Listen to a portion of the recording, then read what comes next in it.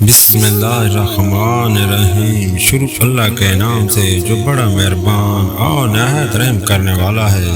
محترم عزیز دوستو، السلام علیکم۔ محترم ناظرین، آج کی اس ویڈیو میں ہم پیش کرنے جا رہے ہیں ایک ایسا واقعہ جسے سن کر آپ رونے لگیں گے۔ یہ واقعہ ہے حضرت موسیٰ علیہ السلام اور ایک رونے والے پتھر کا۔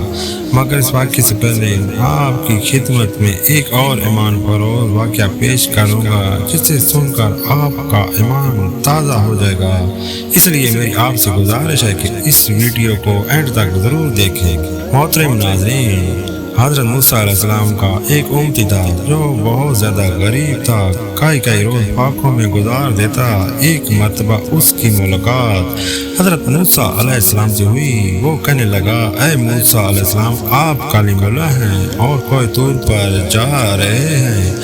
آپ میری طرف سے اللہ تعالیٰ کو عرض کریں کہ میرے آنے والی زندگی کا سارا رزق مجھے ایک ہی بار میں ادا کر دے تاکہ میں اچھی طرح زندگی گزار سکوں۔ حضرت موسیٰ علیہ السلام نے اس کی فریاد اللہ تعالیٰ کی خدمت میں پیش کر دی۔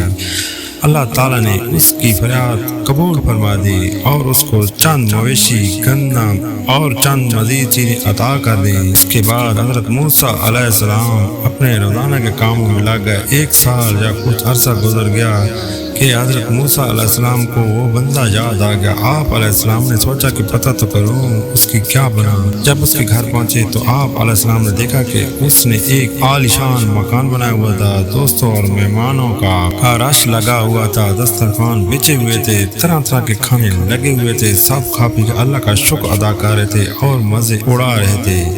حضرت موسیٰ علیہ السلام نے یہ منظر دیکھ کر بہت حیران ہوئے اور کہا، یہ کیا ماجرا ہے؟ کچھ دنوں کے بعد کوہ طور پر اللہ سے ملاقات کی تو اللہ پاک سے فرمایا، اے پروردگار عالم، آپ نے اس بندے کو جو رزق دیا تھا وہ تو بہت کم تھا، لیکن آج اس بندے کے پاس کئی زیادہ نعمتیں ہیں۔ یا اللہ، میں یہ سمجھنے سے قاصر ہوں، بے شک آپ خوب جانتے ہیں۔ اللہ تعالیٰ نے فرمایا، اے موسیٰ، بے شک وہ اس رزق کو اپنی ذات پر استعمال کرتا تو اس کو رزق بس وہی تھا جو اس کو ہم نے دیا تھا۔ میں نے اس بندے نے میرے ساتھ نفع کی تجارت کی ہے۔ حضرت موسیٰ علیہ السلام نے فرمایا، یا اللہ، یہ نفع کی تجارت کیا ہوتی ہے؟ رب العالمین فرماتے ہیں، میرے بندے نے مہمانوں کو کھانا کھلانا شروع کر دیا، میرے راستے میں خرچ کرنے کو اپنا فرض جانا، غریبوں مسکینوں کے لیے دسترخوان بچھا دیے، اور میرا جو دستور ہے، جو میرے رام 1 روپیہ خرچ کرتا ہے میں اس کو 10 گنا زیادہ دیتا ہوں، کیونکہ مجھ سے تجارت میں اس کو نفع زیادہ ہو گیا، اس لیے اس کے پاس مال و دولت بے تحاشا ہو گیا۔ میرے عزیز دوستو، اللہ تبارک تعالیٰ فرماتے ہیں، اے میرے بندے، تو میری راہ میں 1 روپے خرچ کر، میں تجھ کو 10 گنا زیادہ دوں گا۔ لیکن ہمارا ایمان، ہمارا ٹوٹا پھوٹا یقین کہ ہم اللہ کی راہ میں دینے سے کتراتے ہیں۔ جب کوئی سوالی ہم سے سوال کرتا ہے تو ہم اپنی جیبیں نوٹوں کے بجائے سکے تلاش کرتے ہیں۔ محترم ناظرین، اس طرح حضرت موسیٰ علیہ السلام نے اللہ تعالیٰ سے ملاقات کے لیے جا رہے تھے۔ ایک جگہ حضرت موسیٰ علیہ السلام کو پتھر کے رونے کی آواز آئی۔ آپ علیہ السلام نے اس پتھر سے پوچھا کہ تم کیوں رو رہے ہو؟ تو پتھر بولا، مجھے اللہ کا ڈر ہے کہ قیامت کے روز اللہ تعالیٰ کہیں مجھ سے جہنم میں نہ ڈال دے۔ محترم دوستو، اس پتھر کو شاید یہ ڈر اس لیے پیدا ہو گیا گا، اللہ تعالیٰ نے قرآن مجید میں ارشاد فرمایا ہے کہ جہنم کا ایندھن انسان اور پتھر ہے۔ اسی پتھر کو لگا کہ کہیں ایسا تو نہیں کہ اللہ تعالیٰ مجھے بھی کہیں جہنم میں نہ ڈال دے۔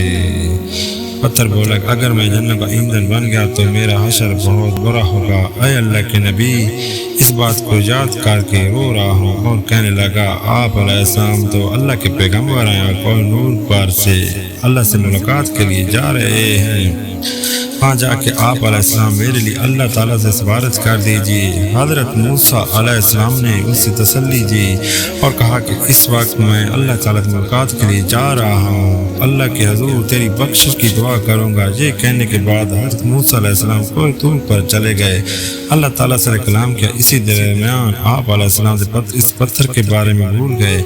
ناظرین کرام، اب اللہ سبحانہ تعالیٰ کی رحمت دیکھیے، جب موسیٰ علیہ السلام وہاں سے آنے لگے تو اللہ سبحانہ تعالیٰ نے فرمایا، اے موسیٰ، تم اس پتھر کو بھول گئے، تم نے اس سے سفارش کا وعدہ نہیں کیا تھا۔ اب علیہ السلام نے عرض کیا، اے میرے پروردگار، واقعی میں اس پتھر کے بارے میں بھول گیا تھا، بے شک آپ سب کو جانتے ہیں۔ اللہ تعالیٰ نے فرمایا کہ جاؤ اس پتھر سے کہہ دو کہ ہم اس کی مغفرت کرتے ہیں اور جہنم میں داخل نہیں کریں گے۔ آپ علیہ السلام خوش ہوتے ہوئے واپس آ گئے، اس پتھر کو خوشخبری دی اور وہاں سے چلے گئے۔ کچھ دن بعد ایک بار پھر حضرت موسیٰ علیہ السلام اسی راستے سے کوئی دور اللہ تعالیٰ سے ملاقات کرنے کے لیے جا رہے تھے۔ پھر حضرت موسیٰ علیہ السلام کو اس پتھر کے رونے کی آواز سنائی دی، تو وہ اس پتھر کے قریب گئے اور پوچھا کہ تم دوبارہ کیوں رو رہے ہو؟ تو تم کو تو میں نے اللہ تعالیٰ کی طرف سے خوشخبری سنائی تھی، مگر تم ابھی رو رہے ہو۔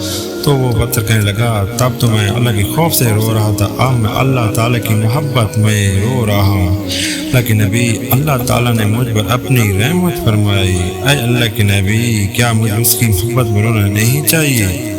اللہ اکبر۔ ناظرین کرام، صرف سوچئے، ایک پتھر جو اللہ کے خوف سے اور اللہ کی محبت میں رو رہا ہے۔ اللہ تعالیٰ نے ہمیں سب کچھ دیا، مگر اس کے باوجود ہم اللہ تعالیٰ کا شکر ادا نہیں کرتے۔